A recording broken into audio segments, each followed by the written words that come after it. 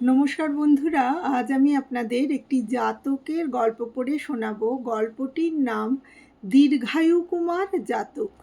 পুরাকালে বারাণসীর রাজা ব্রহ্মদত্তের সময় বোধিসত্ত্ব কোশল রাজ্যের পুত্ররূপে জন্মগ্রহণ করেছিলেন।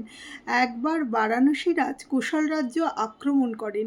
তিনি যুদ্ধে কোশল রাজকে পরাজিত ও নিহত করে তার রাজ্য অধিকার করলেন। তিনি কোশল রাজের অগ্রমহিষীকেও বধ করলেন। দীর্ঘায়ু কুমার বোধিসত্ত্ব কোনো রকমে পালিয়ে গিয়ে বনমধ্যে আশ্রয় গ্রহণ করেন। একদিন বোধিসত্ত্ব বনের মাঝে দেখলেন বারাণসীরাজ একা একপাশে ভর দিয়ে শুয়ে আছেন। তার সঙ্গে কোনো সৈন্য বা অনুচর ছিল না।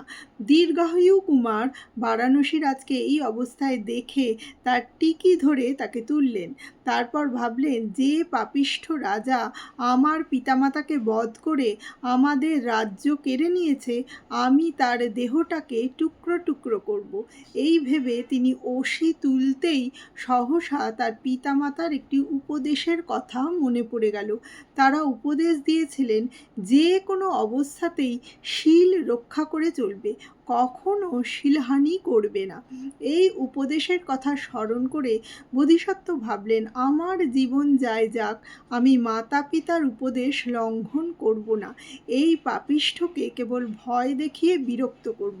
বোধিসত্ত্ব একটি গাথার মাধ্যমে বললেন, আমার হাতে তুমি পড়েছ, তুমি অসহায়, তোমার পরিত্রাণের কোনো উপায় আছে কি?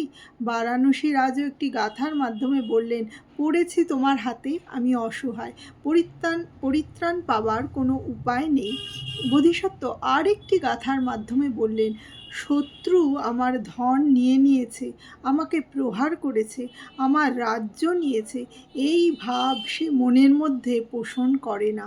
তার আর শত্রু নির্যাতনের কোনো ইচ্ছা থাকে না মনে। শত্রুতায় কেবল শত্রুতা বাড়ে। আসলে মৈত্রেয়ী চিরতরে যুদ্ধ বন্ধ করে থাকে। বোধিসত্ত্ব আবার রাজাকে বললেন, মহারাজ, আমি আমার মাতা পিতার উপদেশ স্মরণ করে আপনার কোনো অনিষ্ট করব না, আপনিই বরং আমার প্রাণবধ করুন। এই বলে বোধিসত্ত্ব তার অসি বারাণসী রাজের হাতে দিলেন। তখন বারাণসী রাজও শপথ করে বললেন, আমিও তোমার কোনো অনিষ্ট করব না। এই বলে তিনি দীর্ঘায়ু কুমারকে সঙ্গে নিয়ে তার রাজধানীতে গেলেন। তারপর অমাত্যদের বললেন, ইনি কোশল রাজের পুত্র দীর্ঘায়ু কুমার, ইনি আমার প্রাণ রক্ষা করেছেন, আমি এর কোনো অনিষ্ট করতে পারবো না। এরপর বারাণসী রাজ দীর্ঘায়ু কুমারের সঙ্গে তার কন্যার বিয়ে দিলেন।